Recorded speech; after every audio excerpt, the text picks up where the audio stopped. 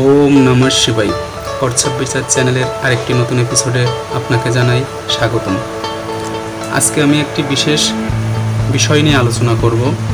সেটা হলো অনেকের জীবনে এটা ঘটেছে, আবার অনেকের জীবনে এটা ঘটতে চলেছে। আপনার জীবনে ঘটতে চলেছে কি না সেটাই আমি আজকে আলোচনা করব। তো বিষয়টা কি?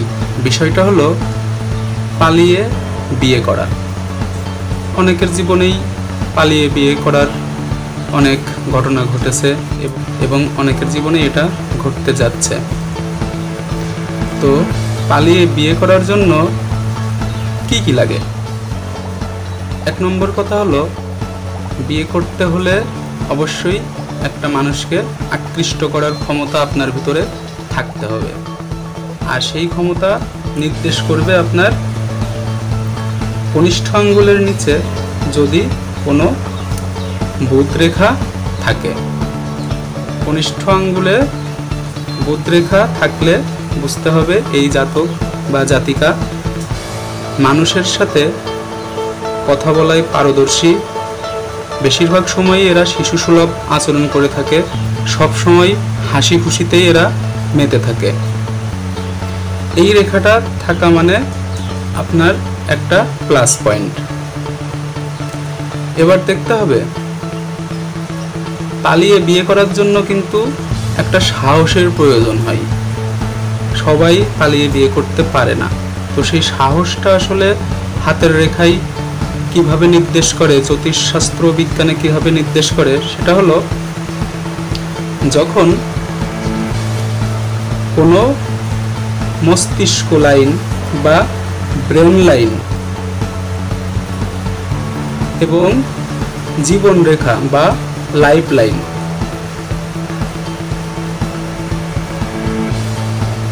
জীবন রেখা এবং হৃদয় রেখা যদি কারোর আলাদা আলাদা ভাবে বের হয়, অর্থাৎ জীবন রেখা এবং হৃদয় রেখার ভিতরে যদি ফাঁকা থাকে, তাহলে বুঝতে হবে ওই জাতক বা ওই জাতিকা অন্যদের থেকে অনেকটাই সাহসী। তাহলে বুধ রেখায় কথা বলার শক্তি, বাক শক্তি, মানুষকে আকৃষ্ট করার শক্তি, শিশুসুলভ আচরণ, সর্বদা হাস্যকর ব্যক্তি, এটা হলো বুধের বৈশিষ্ট্য। অনেকের হাতে একাধিক বুধ রেখাও দেখা যায়। আর এখানে হলো ব্রেন লাইন বা মস্তিষ্ক লাইন, যেটা মঙ্গল পর্বতের দিকে গিয়েছে। এই অংশটাকে বলা হয় মঙ্গল। এই মঙ্গলের দিকে গিয়েছে, তাহলে বুঝতে হবে এই জাতক জাতিকা অন্যান্যদের থেকে একটু বেশি সাহসী। যে কোনো কাজে এরা নিজেই অগ্রণী ভূমিকা পালন করে। পরিবারের সাথেও দেখা যায় এদের অনেক কিছুরই অমিল থাকে। তাহলে কথা বলার শক্তি হলো একটা সাহসী মস্তিষ্ক, বা যে এই ব্রেন লাইন মঙ্গলের দিকে গিয়েছে, তাহলে বুঝতে হবে সে এই জাতক বা জাতিকা যে কোনো ক্ষেত্রে রক্তপাতও ঘটাতে পারে। তার ব্রেন মেন্টালিটি এভাবেই থাকবে যে কোনো কাজে যদি সে বাধাপ্রাপ্ত হয়, তাহলে সে রক্তপাত, মামলা মোকদ্দমাতেও জড়াতে পারে। এখন লাগবে একটা প্রেম ভালোবাসা না থাকলে বিপরীত লিঙ্গের প্রতি আকর্ষণ সৃষ্টি হবে না। সেটা কি করে বুঝবেন যে আপনার ভিতরে প্রেম ভালোবাসা আছে কিনা? দেখবেন এটাকে বলা হয় শুক্রের স্থান। এই শুক্রের স্থান যার যত সুন্দর হবে, এর উপরের মাংসটা একটু ফোলা থাকবে, হালকা গোলাপি আভা থাকবে, এটা হলো যে আদর্শ শুক্রের স্থান। এবং এখানে কিছু রেখা থাকবে, এই দিক থেকেও রেখা থাকবে। যদি এই শুক্রের স্থান ভালো থাকে, তাহলে বুঝতে হবে এই জাতক বা জাতিকার প্রেম বা ভালোবাসা সম্পর্কে একটা আবেগ কাজ করে। এবার দেখতে হবে একটা বিবাহ রেখা। বিবাহ রেখা কোথায় পাওয়া যাবে? কনিষ্ঠ আঙ্গুলের নিচে বিবাহ রেখা পাওয়া যাবে।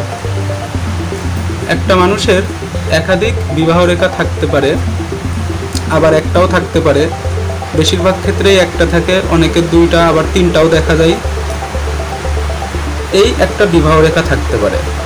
জাতক বা জাতিকার বাক শক্তি আছে, সে কথা ভালো বলতে পারে, তার একটি সাহসী হৃদয়, সাহসী থাকার মানসিকতা আছে, তার প্রেম করার সামর্থ্য আছে। এবার বিয়ে করতে গেলে, পালিয়ে বিয়ে করতে গেলে দেখবেন অনেকেই খারাপ চোখে দেখে। আমাদের সমাজে এটাকে অনেকেই ভালো চোখে দেখে না। মা বাবারা বর্তমানে বিয়ে করলে অনেকেই খারাপ চোখে দেখে। তাহলে তার কি হবে? তার হবে দুর্নাম হবে। সে যদি পালিয়ে বিয়ে করে তাহলে তার দুর্নাম হবে। সেই দুর্নামের রেখাটা আপনি কোথায় পাবেন? সেই দুর্নামের রেখা পাবেন, দেখেন রবিতে। রবি কি? রবি হলো শক্তির প্রতীক, রবি আত্মবিশ্বাসের প্রতীক, রবি আত্মার প্রতীক, রবি যশ, প্রতিপত্তি, মান সম্মানের প্রতীক। আপনি যদি পালিয়ে বিয়ে করেন তাহলে অবশ্যই আপনার মান সম্মান হানি হবে, এটাতে কোনো দ্বিমত নাই। তো সেই ক্ষেত্রে দেখবেন একটা রবি রেখা থাকবে। রবি রেখা কারোর এইরকমও থাকে, কারোর হার্ট লাইন ক্রস করেও চলে যায়। এটা একটা আদর্শ রবি রেখা। হার্ট লাইন ক্রস করে গেলে একটা আদর্শ রবি রেখা বলে। এই রবি রেখায় যখন আড়াআড়িভাবে কিছু দাগ থাকবে তাহলে বুঝবেন যে তার সম্মান তো ছিল, কিন্তু সে যে পালিয়ে বিয়ে করেছে, যার কারণে তার সম্মান কিন্তু হানিযোগ এখানে দেখা যাচ্ছে। তার মানে সেটা হানিযোগ হবে, সবাই সেটাকে মেনে নেবে না। তবে যদি রবি রেখায় এই রকম আড়াআড়ি চিহ্ন না থাকে তাহলে বুঝতে হবে বিয়ে করেছে, কিন্তু পরবর্তী সময়ে তার পরিবার থেকে মেনে নেওয়ার যথেষ্ট সম্ভাবনা আছে। এবার আসি কত বছরে আসলে এটার একটা যোগ আছে পালিয়ে বিয়ে করার। 25 বছরের ভিতরেই মানুষ এই ধরনের আবেগপ্রবণ বেশি থাকে, যার কারণে এই ধরনের একটা সিদ্ধান্ত নিয়ে ফেলে। তবে 25 বছরের পর থেকে মানুষ যখন একটু চিন্তাশীল হয়, পারিপার্শ্বিক অবস্থার সাথে বুঝতে শেখে, তখন সে আর এই ধরনের ডিসিশন নেয় না। তো দেখতে হবে যে এই রেখাটা, বিবাহ রেখাটা তার কত বছর বয়সে আছে। এইখান থেকে এই পর্যন্ত যদি ধরা হয় একটা মানুষ 100 বছর বাঁচে, তাহলে দেখা যাচ্ছে যে 25-26 বছরে এই বিবাহ যোগটা আছে। এই বিবাহ যোগটা 25-26 বছরে আছে। যদি এমন হয় রাহু থেকে কোনো রেখা, জীবন রেখা বা মস্তিষ্ক রেখাকে কেটে গেছে, তাহলে বুঝতে হবে যে আসলে এই রেখাগুলো কি। আপনার হাতের মুঠ খুললে আপনিও দেখতে পারবেন যে এই রেখাগুলো খরচ নির্দেশ করে। দেখেন পালায়ে বিয়ে করতে গেলে কিন্তু তার যেমন টাকা পয়সারও কিন্তু একটা ব্যাপার স্যাপার থাকবে, কারণ সে কোথায় থাকবে না থাকবে, অনেক খরচের একটা ব্যাপার থাকে। সেই ক্ষেত্রে কিন্তু তার একটা খরচের ইন্ডিকেট করে যে এখান থেকে কোনো রেখা যদি জীবন রেখা এবং হৃদয় রেখাকে কাটে তাহলে বুঝতে হবে এটা একটা খরচের যোগ। তবে খরচ কিন্তু মানুষের বিভিন্ন কারণে হতে পারে, কারোর অসুস্থতার কারণে হতে পারে, লেখাপড়ার কারণে হতে পারে, বাড়ি বানানোর ক্ষেত্রে হতে পারে, বিয়ের ক্ষেত্রে হতে পারে। সব খরচই কিন্তু না, আননেসেসারি খরচ আছে, নেসেসারি খরচ আছে। বিয়ের জন্য যে খরচটা হয় সেটা অবশ্যই নেসেসারি খরচই আমি বলবো। এটা একটা খরচের নির্দেশ করছে। যদি আপনি দেখেন যে এই খরচটা কত বছর বয়সে তার নির্দেশ করছে, আপনি যদি বয়স নির্ণয় করেন তাহলে সঠিকভাবে আসলে যত ধরনের বয়স নির্ণয়ের পদ্ধতি আছে সব পদ্ধতিতেই একটু ভুলভাল আছে। সঠিকভাবে বয়স নির্ণয় করা খুবই কষ্ট। তবে এই পদ্ধতিতে আপনি যদি বয়সটা নির্ণয় করেন হয়তো কিছুদিনের হেরফের হতে পারে, আর মোটামুটি যা আছে সবই একটু ভুলভাল আছে। তো এইভাবে যদি আপনি হিসাব করেন তাহলে দেখেন এই রেখাটাকে 25 বছর ধরা হচ্ছে এবং বিয়েটাকেও 25 বছর ধরা হচ্ছে। তাহলে এই খরচটা দেখেন 25 বছর আগে, অর্থাৎ 22-23 বছরে কিন্তু একটা তার এই জাতকের হাতে খরচ দেখাচ্ছে। এটার মানে হলো তার এই খরচটা হয়েছে কিন্তু অন্য পারপাসে হয়েছে, এটা তার বিয়ের খরচ না। বিয়ের খরচ হতে হলে আরেকটা জিনিস খেয়াল করবেন যে রেখাটি রেখাটি আপনার শুক্রস্থান থেকে আসবে, শুক্রস্থান থেকে এসে আয়ু রেখা এবং মস্তিষ্ক রেখা ছেদ করে অনেক সময় হৃদয় রেখাও ছেদ করতে দেখা যায়। দেখেন এই রেখাটা আসছে 25 বছর বয়সে, আবার এখানে এই জাতকের হাতে 25 বছর বয়সে একটা বিবাহ যোগ আছে। অর্থাৎ এই যে খরচটা শুক্র স্থান থেকে উঠে রবির দিকে গিয়েছে, এই খরচটাকেই মূলত এই জাতকের বিয়ের খরচ, এবং 25 বছর বয়সে বিবাহ আছে, এই খরচটা তার হলো বিয়ের খরচ।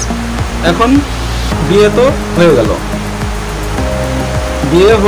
বিয়েটা আসলে তার পরবর্তী জীবনে এখন কি হতে চলেছে। অনেক সময় দেখা যায় বিয়ে হওয়ার পরেও 1 মাস পরে দেখা যাচ্ছে যে ডিভোর্স হয়ে গেছে, বা 2-1 দিনেও অনেকে ছাড়াছাড়ি হয়ে যায়, আবার দেখা যাচ্ছে যে পালিয়ে বিয়ে করেও সারা জীবন মানুষ একই সঙ্গে থাকছে। তাহলে হাতের রেখাই সেই পরবর্তী লাইফে তারা কিভাবে থাকবে এটারও জ্যোতিষবিজ্ঞানে বলা হয়েছে। এখন আমি সেটা নিয়ে একটু আলোচনা করব। আমার ভিডিওটা একটু বড় হয়ে যাচ্ছে, আমি সাধারণত এত বড় ভিডিও বানাই না, কিন্তু টোটাল যে বিষয়টা, এই বিষয়টা আলোচনা করতে গেলে একটু বড়ই হচ্ছে, তার জন্য আমি ক্ষমা চেয়ে নিচ্ছি। বিয়ে হয়ে যাওয়ার পরে দেখতে হবে বৃহস্পতি পর্বত তার কেমন। এই বৃহস্পতি পর্বত যদি সুগোল হয়, সুগঠিত হয়, মাংস একটু ফোলা হয়, তাহলে বুঝতে হবে তার বৃহস্পতি ভালো আছে। দেখেন বিয়ের পরে সাধারণত কি হয়, বিয়ের পরে 3টা জিনিস থাকলে বিয়েটা মোটামুটি স্থায়ী হয়। সেই 3টা জিনিসের ভিতরে 1 নম্বর থাকবে প্রেম। যেহেতু সে প্রেম করে বিয়ে করেছে, ভালোবেসে বিয়ে করেছে, সেই ক্ষেত্রে তার প্রেমের তো ভালো দিক আছেই, প্রেমের তার ক্ষেত্র ভালো, তা না হলে সে একটা বিপরীত লিঙ্গের কাউকে পটাতে পারতো না। তো সেই ক্ষেত্রে তার প্রেমের দিক ভালো আছে। এখন তার লাগবে বিয়ের পরে মন মানসিকতা, অর্থাৎ মনটা যদি ঠিক থাকে তাহলেই এটা সম্ভব। সেই ক্ষেত্রে দেখতে হবে মন কোথায় পাওয়া যাবে। মন পাওয়া যাবে চন্দ্রস্থানে। দেখতে হবে তার চন্দ্রস্থানটা কেমন। যদি এই চন্দ্রস্থানে অশুভ কিছু না থাকে তাহলে বুঝতে হবে তার পরবর্তী জীবন ভালোই কাটবে। অশুভ বলতে কি? অশুভ বলতে দেখা যাচ্ছে এখানে একটা তিল আছে, এটা অশুভ ধরা হয়। আবার অনেক সময় এখানে ক্রস থাকে, এটাও অশুভ ধরা হয়। তবে যদি এখানে ত্রিভুজ কোনো চিহ্ন থাকে, ত্রিভুজ শেপটা আসলে পারফেক্ট হতে হবে এমন না। ত্রিভুজ শেপটা যে কোনোভাবেই হতে পারে, এইভাবে হতে পারে, এভাবে হতে পারে, যে কোনোভাবে ত্রিভুজ শেপটা যদি এখানে থাকে তাহলে বুঝতে হবে যে বিয়ে পরবর্তী জীবনে তার জীবন ভালোই কাটবে। আরেকটা জিনিস দেখতে হবে এই বৃহস্পতি স্থানে কোনো শুভ চিহ্ন আছে কিনা। শুভ চিহ্ন বলতে কি, এখানে শুভ চিহ্ন এখানে একটা ক্রস থাকতে পারে, ক্রসটাকে শুভ ধরা হয়। আবার যে হৃদয় রেখাটা আছে, এই হৃদয় রেখাটা বৃহস্পতি পর্বতে গিয়েছে কিনা, তাহলে বোঝা যাবে তার পারিবারিক পরবর্তী জীবন সুখের শান্তির হবে। তো মোটামুটি ছিল আজকের এই আলোচনা। ভিডিওটি মনোযোগ সহকারে দেখার জন্য ধন্যবাদ। আপনার জীবনে যদি এরকম ঘটনা ঘটে থাকে তাহলে অবশ্যই নিজের হাতের সাথে বিষয়গুলো মিলিয়ে দেখবেন। আর যদি না ঘটে থাকে তাহলে ঘটার সম্ভাবনা আছে কিনা সেটাও আপনি আমার এই জ্যোতিষশাস্ত্র বিচারে এটা আপনি দেখতে পারবেন।